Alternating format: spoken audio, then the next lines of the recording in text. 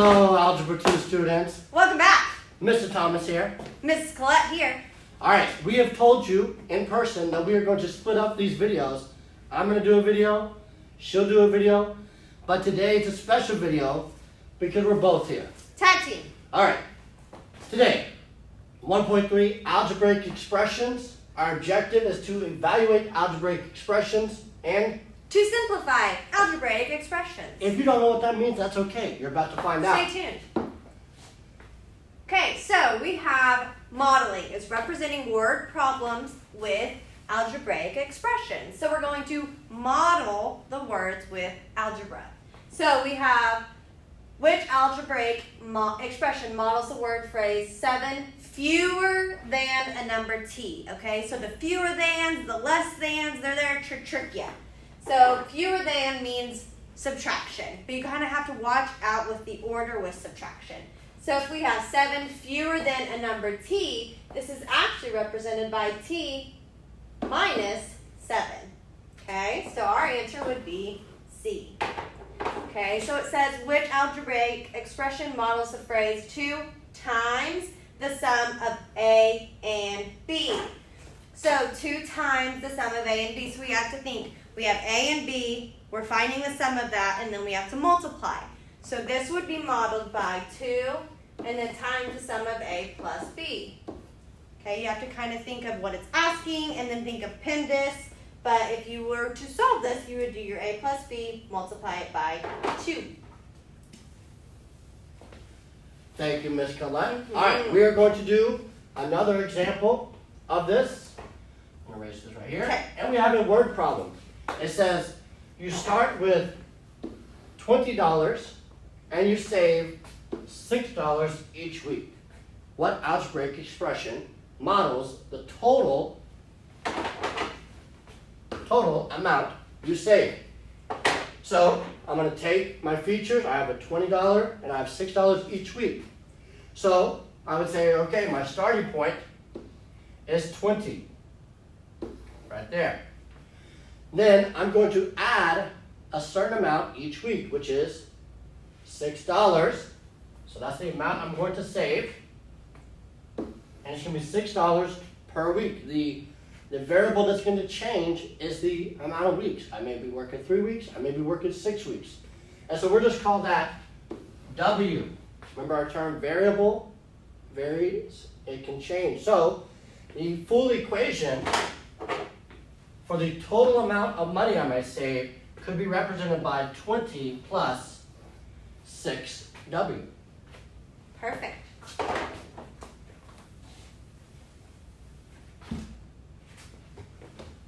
Okay, so now we're going to evaluate these algebraic expressions, and it will give you, so you have to substitute a number for a variable, okay, the letter, and it will designate which number goes with which variable, and then you have to use your order of operations to simplify. Okay, so in this case, it says to evaluate the expression for the given values. So we have 7, and then in parentheses, A plus 4 plus 3B minus 8. For A is equal to -4, and B is equal to 5. So anytime you have a number that's replaced into a variable, make sure you put it in parentheses. This happens like whenever we have squares or negatives, like everything gets kind of messy. Always put it in around parentheses, okay? So in this case, right here, they just put it in. So we have our -4 is A, so we replace our -4 with A. And then we brought down plus 3B, and instead of a B, we put in our 5, and then minus 8. Now we use PEMDAS to solve. So P, parentheses, we did our -4 plus 4, which is 0. Okay, and then we have 7 times 0 plus 3 times 5 minus 8. Now multiplication in order from left to right. So left, we have 7 times 0 is 0, plus 3 times 5 is 15, minus 8. Add from left to right, 0 plus 15, 15 minus 8 is 7. Okay? So now let's practice one of these together. So we have x over 2 plus y squared, where x equals 1 and y equals 1/2. Okay? So our x is 1, so 1 goes in place for x. We're substituting that in. So 1 over 2 plus and then y squared, but our y is 1/2. So we have 1 over 2 squared. Okay, so PEMDAS, parentheses, we have nothing to simplify in parentheses, so now exponents. We have 1/2 squared. So bring down our 1/2 plus 1/2 squared, we square our 1, which is 1, we square our 2, which is 4, so that's 1 over 4. Okay, now we're adding a half and a fourth. So in order to add fractions, remembering from first grade, we have to have these to be the same. So these both, 4 goes into 4 obviously, and 2 also goes into 4. So we're going to multiply the top and the bottom by 2 to make this 2 over 4 plus 1 over 4. Okay, they have a common denominator, so we can add our numerator. 2 plus 1 is 3 over 4. And there we go. Thank you, Ms. Collette. And the last thing we're going to do today is we're going to simplify expressions. So remember, if in these notes you see anything in blue lettering or in a blue box, that is something you want to actually physically write in a notebook, okay? So, some key terms that you may want to know. A coefficient is the numerical factor or the number of terms. So, coefficients here, we have 3.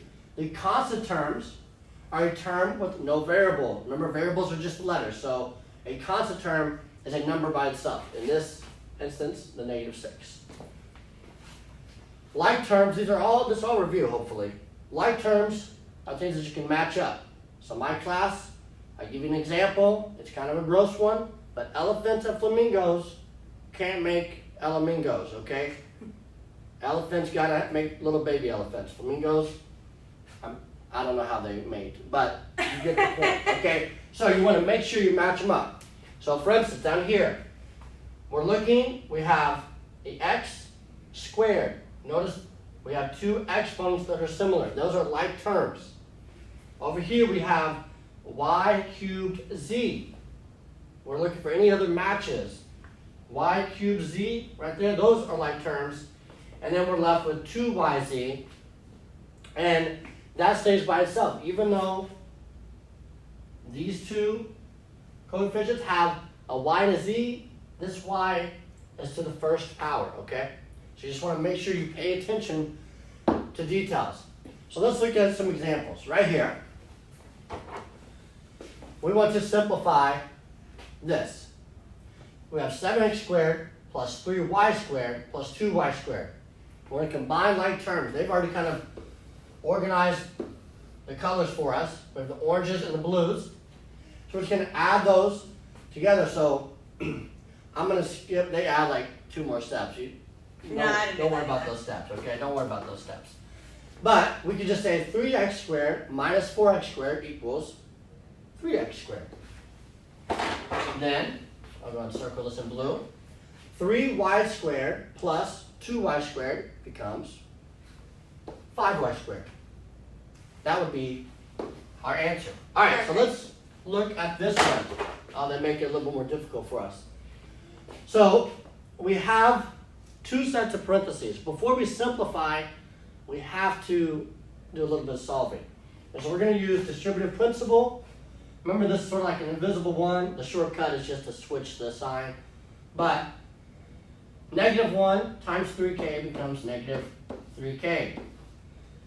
-1 times m becomes -m.